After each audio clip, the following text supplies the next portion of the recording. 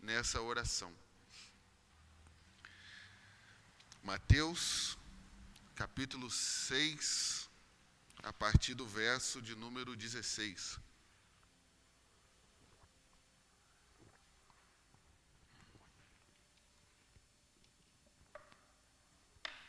Quem achou, diga amém. Diz assim a palavra do Senhor: quando vocês jejuarem, não fiquem com uma aparência triste, como os hipócritas, porque desfiguram o rosto, a fim de parecer aos outros que estão jejuando. Em verdade lhes digo que eles já receberam a sua recompensa. Mas vocês, quando jejuar, unge a cabeça e lave o rosto, a fim de não parecer aos outros que vocês estão jejuando, e sim ao seu Pai em secreto. E o seu Pai que vê em secreto lhe dará a recompensa. Amém? Não feche a sua Bíblia, vamos falar com Deus. Pai Santo, nós te agradecemos por esse momento. Esse momento, ó Pai, do culto prestado ao Senhor. Que nós, ó Pai, vamos nos debruçar, ó Pai, na Tua Palavra, para aprender um pouco mais, ó Pai, sobre a vida cristã. A forma, ó Pai, que nós precisamos viver, aquilo, ó Pai, que tem que estar, ó Pai, enraizado em nosso coração, ó Pai, diante do nosso relacionamento contigo. Mas desde já, ó Pai, nós queremos te agradecer pelo dia de vida. Obrigado porque o Senhor nos sustentou, o Senhor tem nos fortalecido. Nós queremos, ó Pai, desde já colocar, ó Pai, os nossos pedidos, ó Pai, de oração diante do Senhor. Há vidas, ó Pai, pessoas, ó Pai, que estão relacionadas a nós, que precisam de cura, que precisam de salvação, que precisam de libertação. E desde já, ó Pai, nós pedimos que a Tua mão poderosa possa alcançar, ó Pai, essas vidas de forma especial. Mas que a partir de agora, Deus, haja espírito de iluminação sobre esta casa, Deus. Ilumina nossa mente para que a gente possa compreender a Tua palavra, Deus. Fala conosco, que os Teus servos ouvem em nome de Jesus. Amém. Meus irmãos, fome do pão do céu. Fome do pão do céu. Os irmãos sabem que uma das marcas do povo de Deus ao longo de todas as eras, desde que o cristianismo começou, desde que os discípulos de Jesus começaram a sua caminhada, uma das grandes marcas evidentes e claras em cada um dos discípulos de Jesus é a humildade.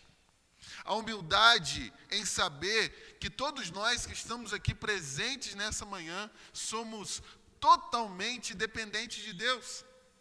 Humildade que nos leva a pensar que nós não conseguimos fazer absolutamente nada no reino de Deus, para Deus, sem que a gente dependa do seu poder, da sua graça e de caminhar com Ele. Mas a humildade também, meus irmãos, de entender que cada um de nós que estamos aqui presentes, não sabemos de todas as coisas. Ninguém conhece todas as coisas, ninguém sabe tudo. Aqui com certeza há pessoas que já estão com as cãs brancas. E pode ter certeza, se você parar para conversar com eles, vão dizer a mesma coisa para vocês. Tenho tanto tempo de vida cristã, mas eu não conheço todas as coisas relacionadas ao reino de Deus. Porque nós não sabemos de todas as coisas. Mas a humildade também, meus irmãos, em saber que nós temos muitas e múltiplas fraquezas. Quem de nós aqui pode erguer as mãos, bater no peito e dizer que não tem dificuldades, que não tem fraquezas, que não enfrenta lutas e batalhas interiores contra alguma dificuldade que existe no seu coração, na sua alma, e que você ainda não conseguiu romper e vencer? Isso tudo nos mostra que algo que nós precisamos carregar na vida cristã se chama humildade. Mas em meio, meus irmãos, a certeza de saber que nós precisamos ter humildade, em contramão disso tudo, existe a realidade de uma geração completamente soberba. uma geração cheia de vaidade, uma geração que acha, que entende todas as coisas, que sabe tudo, uma geração que só falta chegar diante de Deus e dizer: eu não preciso de você para viver, eu não preciso de você para caminhar, eu não preciso de você para conseguir romper diante de tudo aquilo que eu preciso enfrentar na minha vida. Se os discípulos de Jesus são reconhecidos pela humildade, a geração que nós temos hoje, e infelizmente da qual todos nós fazemos parte, é reconhecido pela soberba, por achar que não precisa de Deus. Mas em meio a esses dois polos extremos, completamente diferentes, Jesus se volta para nós nessa manhã e diz as seguintes palavras: quando jejuares, quando você jejuar. Sendo assim, meus irmãos, o que esse texto quer ensinar para nós sobre a importância do jejum nas nossas vidas? A necessidade do jejum nas nossas vidas. Se você pode, e a gente sempre faz isso, recapitular aquilo que nós estamos estudando no Sermão do Monte, nós chegamos num ponto agora, desse sermão tão conhecido de Jesus, que ele vai mostrar para nós sobre a vida cristã. Como a gente deve caminhar a nossa vida cristã diante dos olhos das outras pessoas, do mundo, da igreja, do pastor? Não. Como nós devemos viver a nossa vida cristã diante dos olhos de Deus. E no versículo 1 do capítulo 6, Jesus vai dizer para nós que a gente precisa tomar muito cuidado, que a gente precisa estar atento, para que a gente não pratique as nossas obras de justiça, nossas piedades, diante dos olhos das pessoas, com o fim que essas pessoas notem aquilo que nós estamos fazendo. E Jesus vai dar 3 exemplos disso: as esmolas, a oração e o jejum. Mas, além disso, Jesus também mostra para nós que existem muitos perigos nessa vida espiritual. Você sabe muito bem o quanto as práticas espirituais são perigosas se você não souber praticá-las. Parece redundância, mas é a realidade. Meus irmãos, o maior perigo da vida de um homem são as práticas espirituais. Porque você pode fazê-las, você pode praticá-las, achando que está fazendo da maneira certa e correta, só que você está vivendo engano. Você está vivendo de forma errada, de forma enganosa. Então, meus irmãos, o grande perigo, e a vida cristã se torna perigosa para nós por causa do engano do nosso coração, que muitas vezes diz para nós: você está no caminho certo, correto, segue por essa trilha, quando na verdade nós estamos indo para o caminho oposto daquilo que Deus quer para nós. Mas essa vida cristã, ela também se torna complicada, difícil para nós, por causa de uma palavra, de uma profecia dita por Oséias: o meu povo,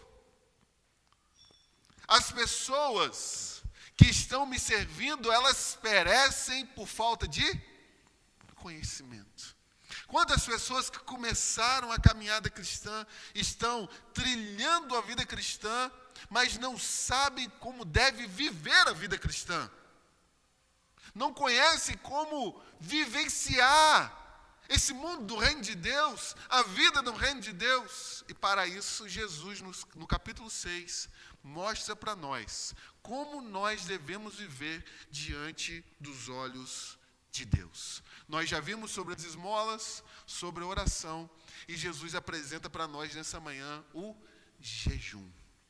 Então, o primeiro ponto da nossa reflexão, se você pode nos acompanhar: o que é o jejum à luz da palavra de Deus? Se você notar comigo o verso de número 16, o texto vai dizer assim para nós: Quando vocês, está comigo, diga amém? Quando vocês jejuares. Então Jesus já está pressupondo para nós que os seus discípulos vão fazer o quê? O quê, irmãos?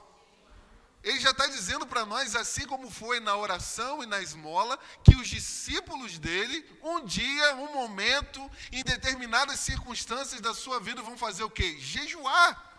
Mas nós precisamos entender, diante desse ponto, o significado da palavra jejum. Quando nós vamos para o grego, para entender o que a palavra jejum quer dizer para nós, ela traz para nós duas realidades. A primeira realidade é o negar, ou seja, se abster de alguma coisa.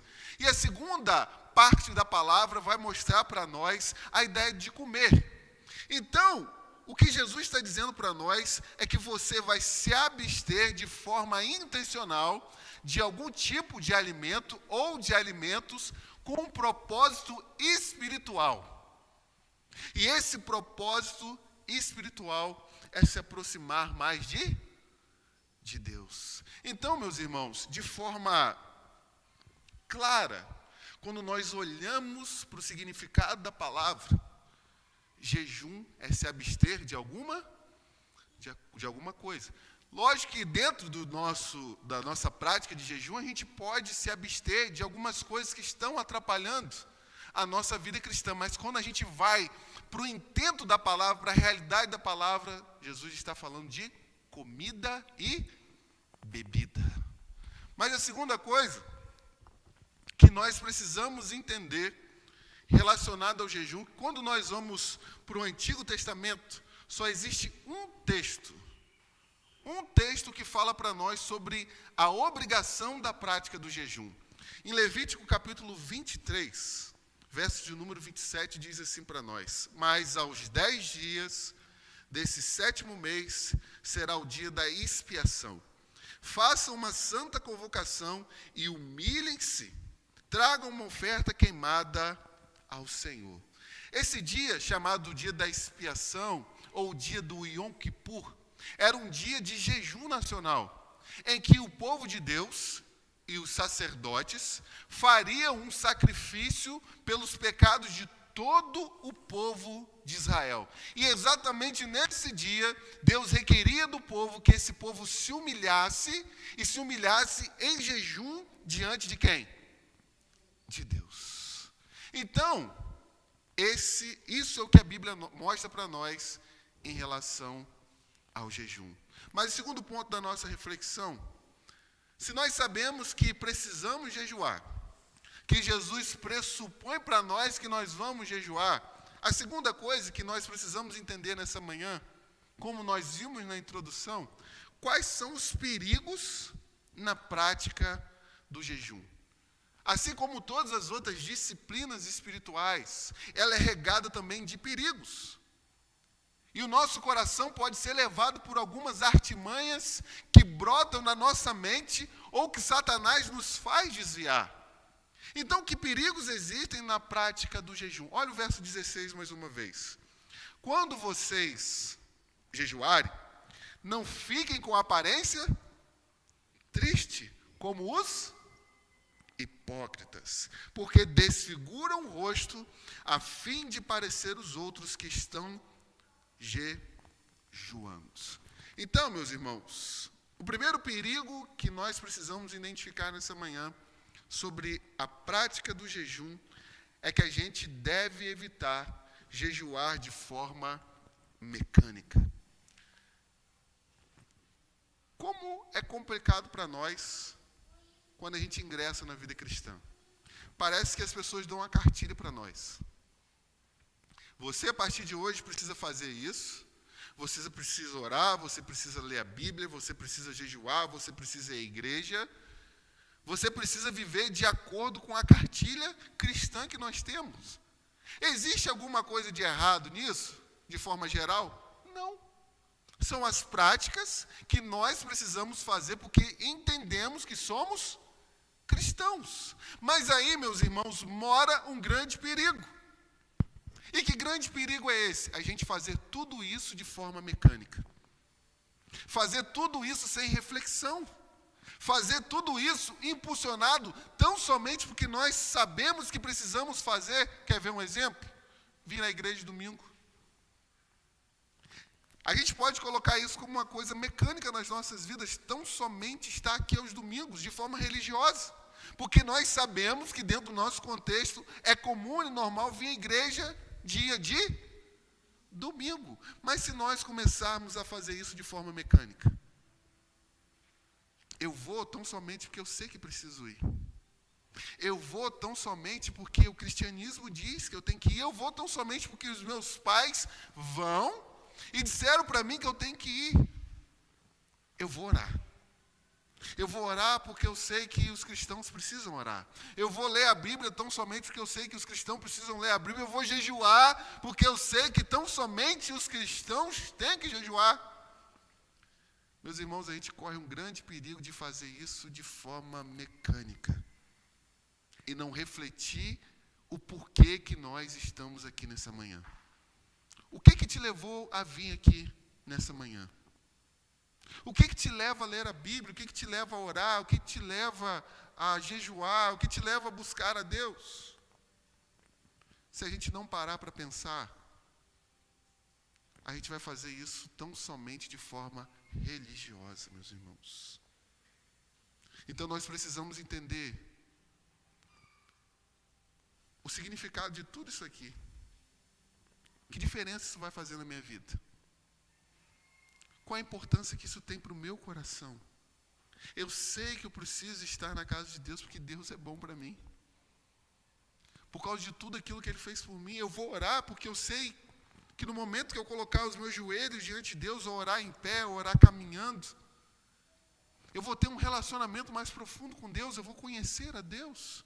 Eu vou ler a palavra de Deus porque eu sei que isso vai alimentar a minha alma, vai transformar o meu coração, vai me transformar numa pessoa diferente. É completamente diferente da gente viver de forma mecânica. E você pode sair daqui nessa manhã para jejuar, porque tão somente o pastor disse que você precisa jejuar.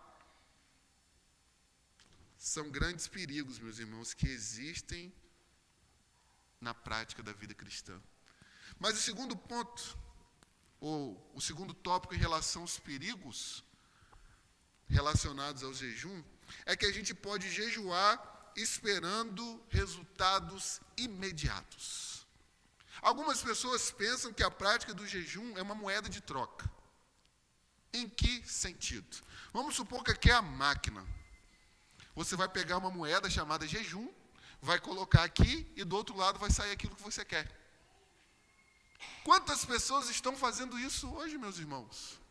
Eu quero jejuar para ter determinada coisa, eu quero jejuar para alcançar determinada coisa, eu quero jejuar para ter isso, para ter aquilo, para ter resposta daquilo outro, mas você quer isso o quê? De imediato. Quer que isso aconteça do dia para a noite, como se fosse uma moeda de troca. Deus, eu te dou isso para o Senhor me dar aquilo.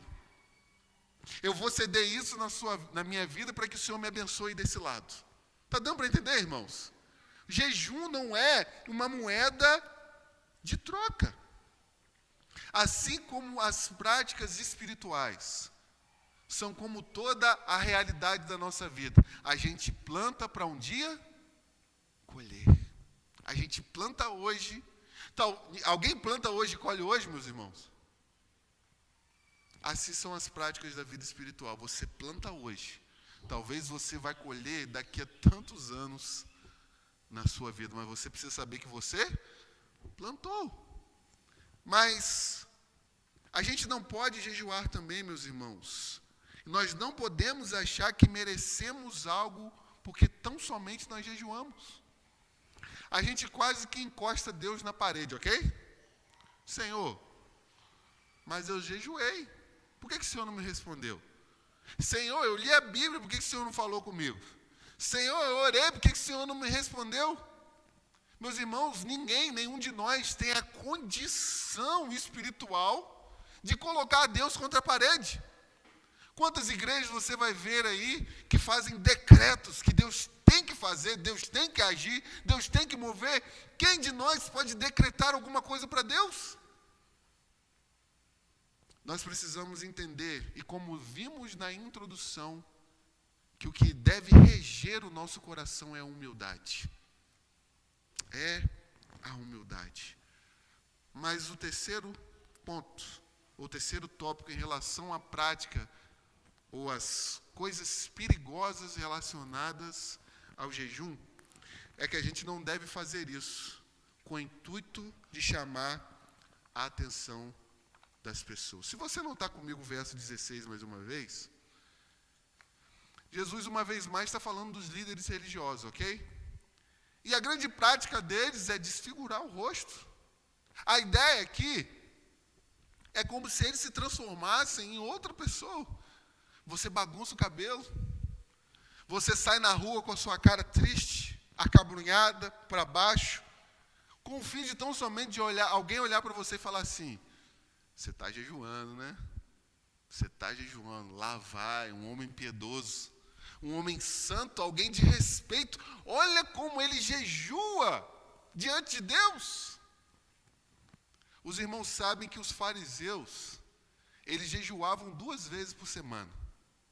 Então, se eles e todo o povo de Israel sabia que eles jejuavam 2 vezes por semana, eles aproveitavam o dia do jejum para aparecer com aquela cara amassada, para que todas as pessoas notassem que eles estavam jejuando. Jesus disse para nós as seguintes palavras: isso é perigoso. Isso é perigoso. Sabe por quê? O verso 16 vai dizer para nós que eles já receberam a sua recompensa. Muitas das bênçãos espirituais na vida cristã nos são tiradas. Sabe por quê? Porque a motivação do nosso coração é tão somente ser reconhecido pelos homens. Tão somente ser notado pelas pessoas. Para que as pessoas batam nas nossas costas e digam para nós, você é uma pessoa especial. Você é uma pessoa espiritual. E Jesus vai dizer para nós, você já recebeu sua recompensa. Porque a motivação que você carregava não era de ser abençoado por mim, mas de ser reconhecido pelas pessoas. Que Deus nos livre, meus irmãos, dessa realidade. Mas o terceiro ponto da nossa reflexão nessa manhã, afinal de contas, por que eu e você precisamos sair daqui nessa manhã tendo a certeza que nós precisamos jejuar? Por que nós precisamos jejuar? Olha o verso 17, comecinho do verso 17. Mas você, quando jejuar, unja a cabeça e lave o rosto. Uma das grandes chaves espirituais, profundas, que se encontra na palavra de Deus, se chama jejum. Mas infelizmente a gente tem esquecido dessa prática. Infelizmente a gente tem esquecido de quanto isso é abençoador para as nossas vidas. E o quanto isso nos aproxima de Deus. E o quanto isso nos leva para perto de Deus. E diante dessa realidade, meus irmãos, a gente deve jejuar para aproximar o nosso coração de Deus. Jejum, como é o tema do sermão, é fome do pão do céu. É ter fome e sede de Deus. É ter fome e sede da presença de Deus. Quantas pessoas têm jejuado por causa de bens materiais, por causa de relacionamentos, por causa de coisas terrenas, mas qual foi a última vez que nós jejuamos para mergulhar em Deus? Para ter uma experiência mais profunda com Deus, para conhecer mais a Deus, para ter mais de Deus? Infelizmente, a gente está mudando as coisas de lugar, meus irmãos. E nós precisamos, de fato, jejuar para nos aproximar mais do Senhor. Mas a gente deve jejuar também para nos humilhar diante de Deus. Quando nós vamos para o Salmo de número 35, verso de número 13, diz assim, Davi diz para nós, quanto a mim, porém, estando eles enfermos, as minhas roupas eram de pano de saco, eu afligia a minha alma com jejum e oração, e me reclinava sobre o peito. Nós precisamos jejuar para nos humilhar diante de Deus. Sabe por causa de quê? Existe dentro do coração de cada pessoa que está aqui nessa manhã uma fera. Uma fera que muitas das vezes parece indomável. E quando você sentir, pensar, notar, perceber que essa fera se levantou e começou a se espreguiçar, é aí que a gente precisa se humilhar diante de quem? De Deus. É aí que a gente precisa se humilhar diante de Deus, pedindo a Deus humildade, pedindo a Deus um coração quebrantado diante dele, pedindo a Deus que ele quebre a gente de fato por dentro, para nos tornar pessoas humildes, para nos tornar pessoas que sabem e entendem que não sabem de nada, que não conhecem tudo. O profeta Daniel, no capítulo 9 do seu livro, Daniel era conhecido por ser um homem sábio, que interpretava todas as coisas, todos os sonhos, que entendia todas as profecias, mas no capítulo 9, Deus havia dado uma profecia complicada e difícil que Daniel não entendeu nada. Sabe o que ele fez? Jejuou, se humilhando diante de Deus e dizendo nas entrelinhas: eu não sei todas as coisas. Quando nós vamos para o apóstolo Paulo, um homem que conhecia tanto do judaísmo, tanto da fé judaica, tanto do Deus de Israel, quando ele é convertido, cai do cavalo, fica cego. E ouve da parte de Deus que ele seria um instrumento de Deus para as pessoas, para os gentios. Paulo jejua, pedindo a Deus, de forma humilde, que mostrasse para ele o caminho que ele deveria seguir. Meus irmãos, a gente precisa nos humilhar diante de Deus. Mas por que nós precisamos jejuar? Nós precisamos jejuar também para implorar pela misericórdia divina. Existem vários exemplos na Bíblia em que o povo se reuniu para implorar pela misericórdia de Deus. Em 2 Crônicas, ou 2 Crônicas, capítulo 20, o rei Josafá, em meio a uma grande dificuldade em que vários inimigos estavam vindo para destruir o seu povo, o povo de Israel, o rei proclama um jejum, clamando pela misericórdia de Deus para que Deus agisse em favor do povo e livrasse o povo daquele mal. Quando nós vamos para Esther, capítulo 4, os irmãos conhecem a história.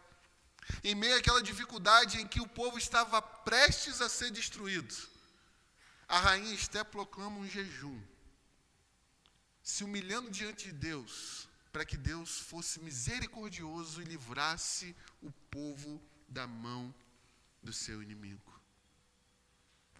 Agora eu pergunto para você, quantas misericórdias a gente precisa? Misericórdia sobre a nossa casa, misericórdia sobre a nossa família, misericórdia sobre a nossa igreja, misericórdia sobre a nossa cidade. Motivos, meus irmãos, não faltam para que a gente coloque nosso coração diante de Deus em jejum. Mas em quarto e último lugar, nós precisamos jejuar de forma natural. Vamos completar os versículos faltantes?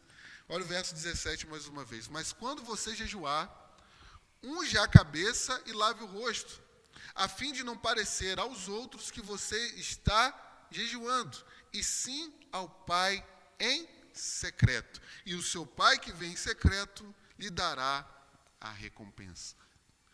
O que há de diferente em ungir a cabeça? O que há de diferente em lavar o rosto? O que Jesus está dizendo para nós? Age de forma natural. Quando você jejuar, não busque que as pessoas saibam aquilo que você está fazendo. Não busque que as pessoas olhem para você e vejam uma pessoa altamente espiritual e piedosa. Mas haja de forma natural. De forma comum no seu dia a dia. E diante dessas verdades, meus irmãos, eu quero encerrar essa mensagem com 3 aplicações para a nossa vida. Estão comigo? Diga amém. A primeira aplicação, você não precisa responder para mim, mas para o seu coração, para a sua mente, para a sua consciência. Qual foi a última vez que você jejuou? Qual foi a última vez que você colocou seu coração diante de Deus em jejum? E a segunda pergunta, olhando para a sua vida espiritual hoje, você está plenamente satisfeito? Você está satisfeito? Você consegue olhar no espelho nessa manhã e dizer, eu sou uma pessoa altamente espiritual. Não existe barreiras que eu preciso vencer. Eu cheguei lá. E aqui está um grande perigo. Quando a gente pensa e entende que já chegou lá.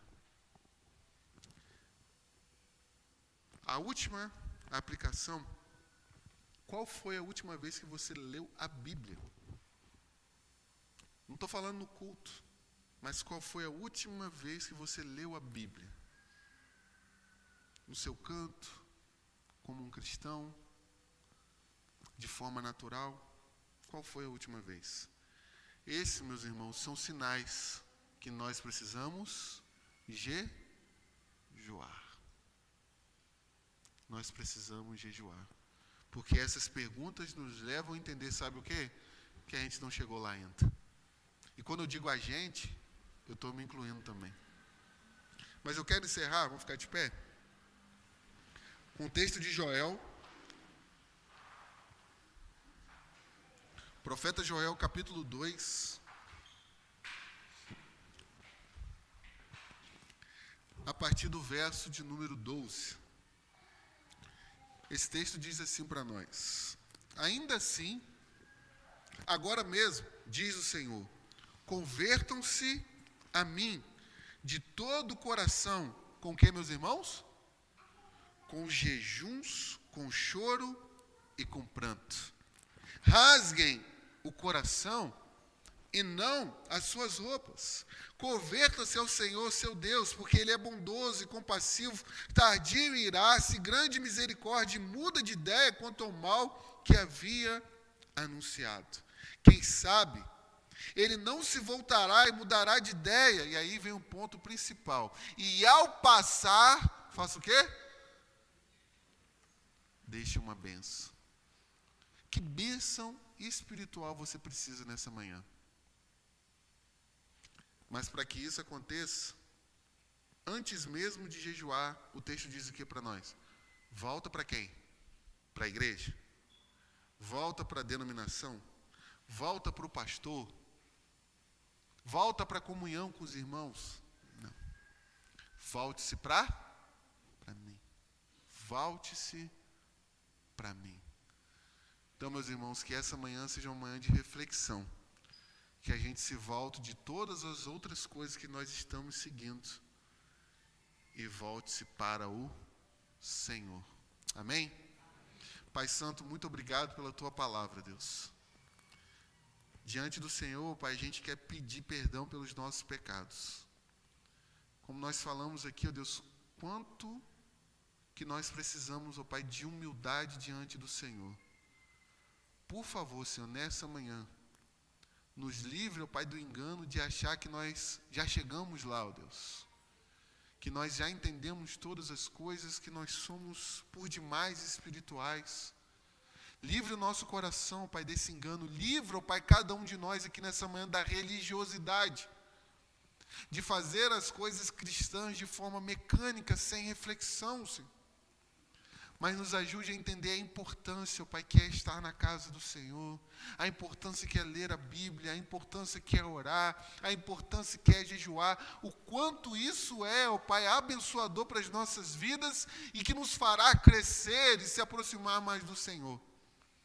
Todos nós aqui, ó Pai, temos fraquezas, e quantas fraquezas são. E nós te pedimos nessa manhã, ó Pai, que o Senhor volte o nosso coração para o Senhor, Deus. Nos ajuda, Pai, porque nós dependemos do Senhor, Deus. Muito obrigado, Pai. Em nome de Jesus. Amém. Meus irmãos, que Deus nos ajude.